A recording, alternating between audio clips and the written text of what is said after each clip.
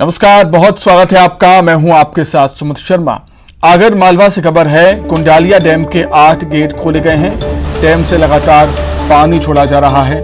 प्रशासन ने निचले इलाकों में अलर्ट जारी कर दिया है। लगातार हो रही बारिश के चलते डैम में जलस्तर बढ़ गया था और यही वजह है कि डैम के 8 गेट खोले गए। कुंडालिया डैम के 8 गेट खोले गए हैं। हजारों क्यूसेक पानी छोड़ा गया है। आगर मालवा से बड़ी खबर, डैम से लगातार पानी छोड़ा जा रहा है। प्रशासन ने निचले इलाकों में अलर्ट जारी कर दिया है। निचली बस्तियों में लोगों को अलर्ट जारी कर दिया है। और मध्य प्रदेश के अधिकांश जिले ऐसे हैं जहां पर भारी बारिश का दौर लगातार जारी है और प्रदेश के अधिकांश डैम पानी से बिल्कुल लबालब हो चुके हैं। ओवरफ्लो डैम हो रहे हैं और यही वजह है कि जो डैम है उनके गेट खोलने पड़ रहे हैं। कुंडालिया डैम के 8 गेट खोले गए हैं। आगर मालवा में डैम से लगातार पानी छोड़ा जा रहा है। प्रशासन ने निचले इलाकों में अलर्ट जारी कर दिया है। लगातार बारिश से डैम लबालब हो गया।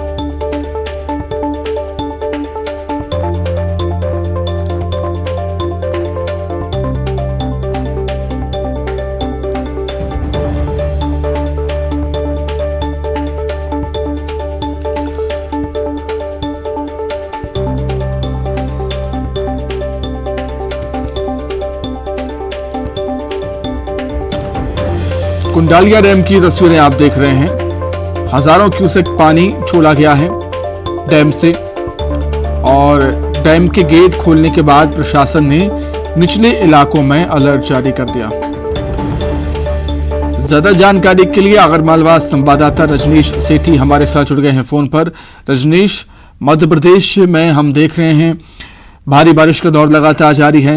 नदी नाले उफान पर हैं। अधिकांश डैम है पानी से लबालब हो चुके हैं और इसी कड़ी में कुंडालिया डैम के भी 8 गेट खोलने पड़े। जी हाँ सुमित, प्रदेश के बाकी हिस्सों के साथ साथ आगर मालवा जिले में भी लगातार बारिश का दौर जारी है और इसी के चलते जो क्षेत्र का सबसे बड़ा कुंडालिया डैम है उसका जलस्तर लगातार बढ़ रहा था, जिसके चलते जो डैम के 11 में से 8 गेट को खोल दिया गया है। करीब 4-4 मीटर इन गेटों को खोला गया है, जिससे बड़ी मात्रा में पानी की निकासी की जा रही है और निचले इलाकों में प्रशासन द्वारा अलर्ट जारी किया गया है ताकि और लोगों से जो नदी और जो पानी वाले जो इलाके हैं उनसे दूर रहने की अपील प्रशासन द्वारा की गई है। जी सुमित, अभी क्या कुछ हालात हैं आगर मालवा के रजनीश, बारिश को लेकर, मौसम को लेकर? जी फिलहाल बारिश का दौर लगातार अभी भी जारी है। सुबह से ही कल रात से ही काफी तेज यहाँ पर बारिश हो रही है। हालांकि अभी बाढ़ जैसे ऐसे कोई हालात यहाँ पर नहीं है, लेकिन जो नदी और नाले हैं वो सभी उफान पर है, जिसके चलते अब प्रशासन द्वारा जो अलर्ट भी जारी किया गया है कि लोगों से अपील की जा रही है कि जो पानी वाले इलाके हैं उनसे लोग दूरी बनाए रखें। जी रजनीश, आपका बहुत शुक्रिया। तमाम जानकारी के लिए बहुत धन्यवाद। चलिए बात करेंगे खंडवा की, जहां पर भी भारी बारिश का दौर जारी है और यहां पर इंदिरा सागर बांध के 12 गेट खोले गए।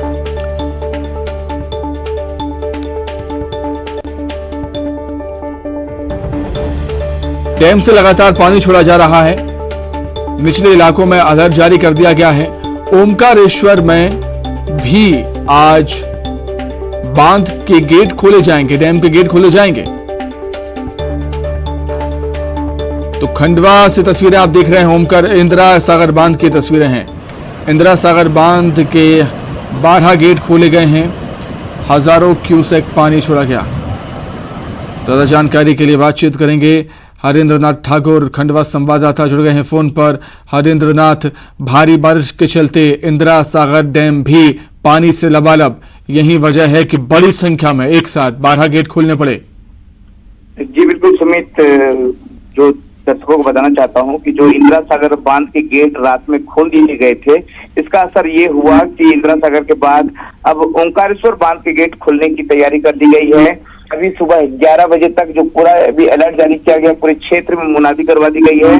जो भी क्योंकि सावन का महीना चल रहा है और सावन के महीने को लेकर के ओंकारेश्वर के घाट के पास बहुत सारे लोगों ने दुकान लगा रखे हैं। यहाँ पे लोग नर्मदा में डुबकी लगाने के बाद, स्नान करने के बाद सामग्री, पूरी सामग्री खरीदते हैं। पहले इन लोगों को यहाँ से हटाने का काम जारी है। इन लोगों को व्यवस्थित जब हटा दिया जाएगा, मुनादी करवा दी गई है जो पुनासा एसडीएम है CS सोलंकी उनके द्वारा। इसके बाद 12 गेट खोलने के जो आदेश जारी हुए हैं।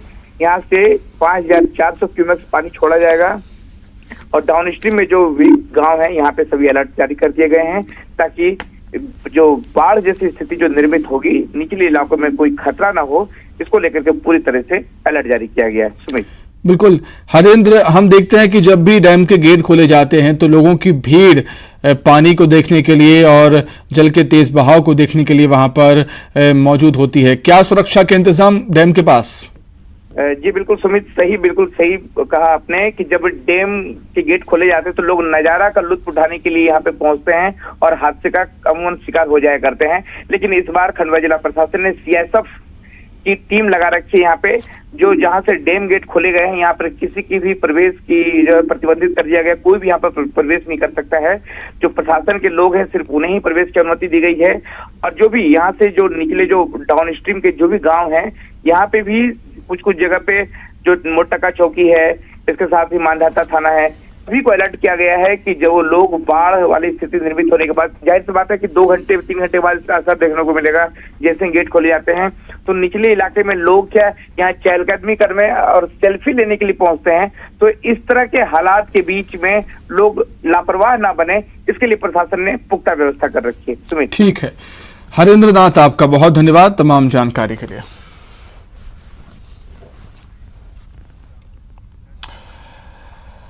आगे बढ़ते हैं, बात सागर की। भारी बारिश से उफान पर है नदी सुनार नदी। कल सुधार नदी में उफान बाढ़ आ गई। देर रात यहां पर उफान पर आई है सुनार नदी। रहली के निचले बस्तियों में पानी भर गया और जैसे ही इस बात की खबर PWD मंत्री गोपाल भार्गव को लगती है, PWD मंत्री गोपाल भार्गव रहली पहुंचते हैं, बारिश से बिगड़े हालातों का जायजा लेते हैं।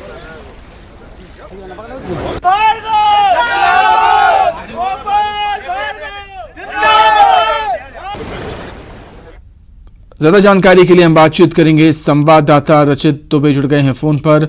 रचित, क्या कुछ जानकारी है? पूरे मध्य प्रदेश में इस समय हम देख रहे हैं कि आसमान से आफत बरस रही है, सागर के क्या कुछ हालात?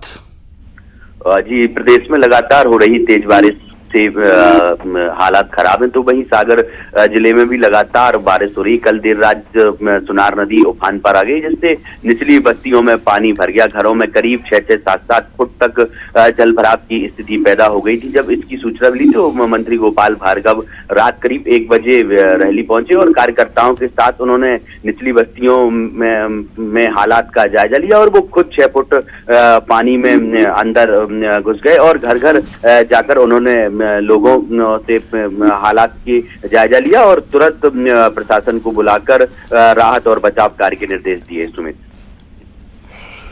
रचित, आपका बहुत शुक्रिया तमाम जानकारी के लिए, आपका बहुत धन्यवाद। खबर इंदौर से है, जहां पर एक महिला नाले में बह गई। बालगंगा इलाके में स्थित विशाल नगर का ये मामला है। घर पर काम करते समय महिला का बैलेंस बिगड़ गया और वो नाले में जा गिरी। नाले में पानी का बहाव काफ़ी तेज था और रात में ही सर्चिंग महिला की गई। महिला का नाम दुर्गा जायसवाल बताया जा रहा है।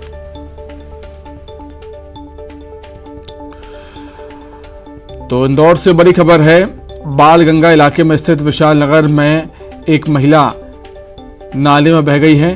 घर पर काम करते समय महिला, बताया जाता है कि महिला कचरा फेंकने के लिए नाले की तरफ जाती है और उनका बैलेंस बिगड़ता है महिला का और महिला नाले में गिर जाती है। पानी का तेज बहाव होने के चलते नाले में महिला बह जाती है। रात में ही महिला की सर्चिंग की गई। महिला का नाम है दुर्गा जायसवाल। वहीं बैतूल से शर्मसार कर देने वाली तस्वीर सामने आई। गर्भवती महिला को खाट पर नदी पार कराई गई। प्रसव पीड़ा से तड़प रही थी महिला। ग्राम जामुन ढाना के पास नदी का जलस्तर ज्यादा हो गया। नदी पर पुल नहीं है और पुल की मांग ग्रामीण लगातार कर रहे हैं। नदी पर पुल नहीं होने के चलते बारिश के मौसम में ऐसे ही लोग परेशान होते हैं। शाहपुर ब्लॉक के पावर झंडा गांव का ये मामला है।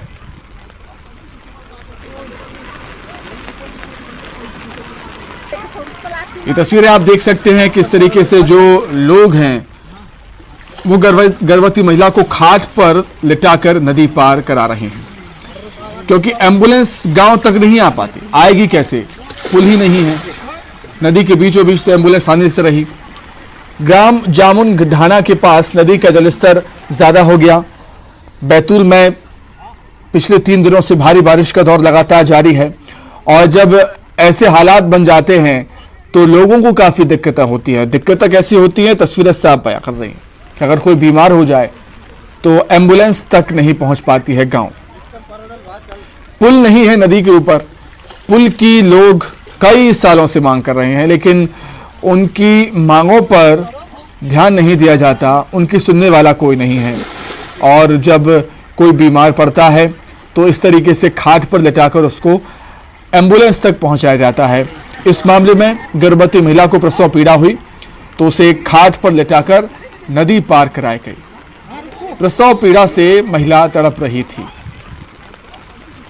और जिस तरीके से गर्भवती महिला को खाट पर लेटाकर नदी पार कराई गई है वो खतरे से खाली नहीं है, लेकिन क्या करें, लोगों की मजबूरी।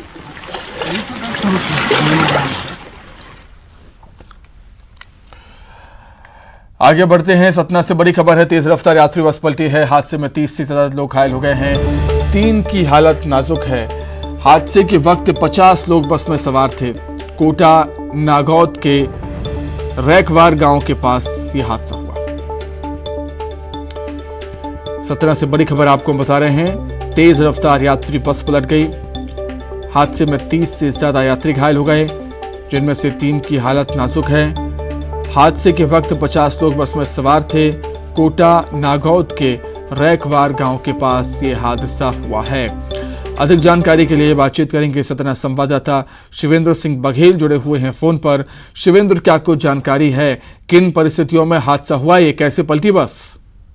देखिए, मैं आपको बता दूं कि आज रक्षाबंधन का पवित्र पर्व है और बड़ी संख्या में बहनें जो हैं अपने भाइयों को राखी बांधने घर से निकल रही हैं और ये जो बस है रेकवारा गांव के पास नवोदय स्कूल के पास ये हादसा हुआ है।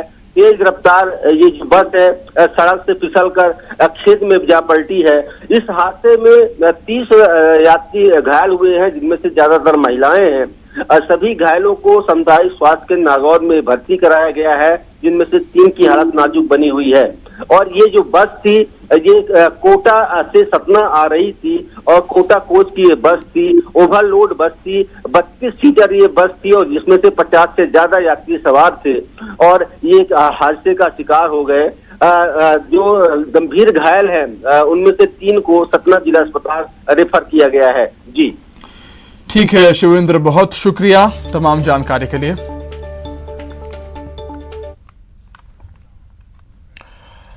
खबर भोपाल से, जहां पर कांग्रेस धूमधाम से रक्षाबंधन का त्योहार मनाएगी। कमलनाथ के घर पर आयोजित होगा कार्यक्रम। महिला कांग्रेस कार्यकर्ता कमलनाथ को राखी बांधेंगी। तो राजनेता भी इस त्योहार को मनाएंगे। कांग्रेस भी धूमधाम से त्योहार को मनाएगी, रक्षाबंधन के त्योहार को मनाएगी। कमलनाथ के घर पर कार्यक्रम का आयोजन होना है। महिला कांग्रेस की कार्यकर्ता पीसीसी अध्यक्ष पूर्व सीएम कमलनाथ को राखी बांधने के लिए जाएंगे।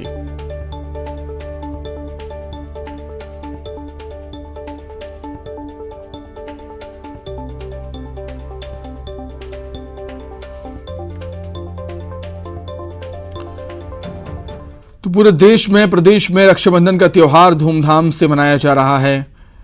भाई बहन के प्रेम का प्रतीक है ये त्योहार और कांग्रेस पार्टी भी इस त्योहार को बड़े ही धूमधाम से मनाने जा रही है।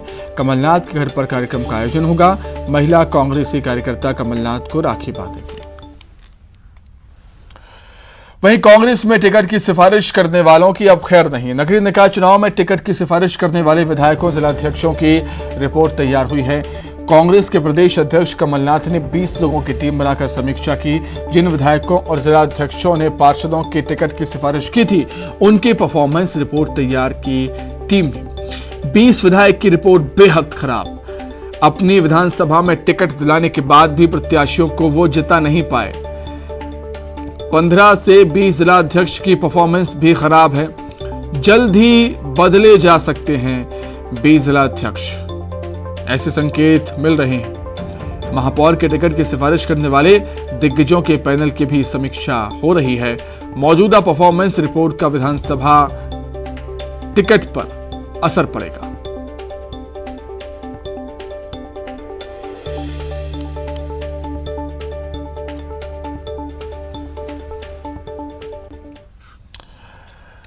जबलपुर से खबर है, जहां पर ओबीसी आयोग के अध्यक्ष और पूर्व मंत्री गौरी शंकर बिसेन की मुश्किलें बढ़ सकती हैं। आय से अधिक संपत्ति के मामले में हाई कोर्ट चीफ जस्टिस की डिवीजन बेंच ने निर्देश दिए हैं। याचिका में लगाए गए आरोपों की लोकायुक्त विधि अनुसार जांच करे। हाई कोर्ट का यह कहना, इस निर्देश के साथ ही हाई कोर्ट ने 10 साल पुरानी याचिका की निराकृत पूर्व विधायक किशोर समरीति ने दायर की थी। याचिका करोड़ों की बेनामी संपत्ति अर्जित करने पर याचिका लगाई थी।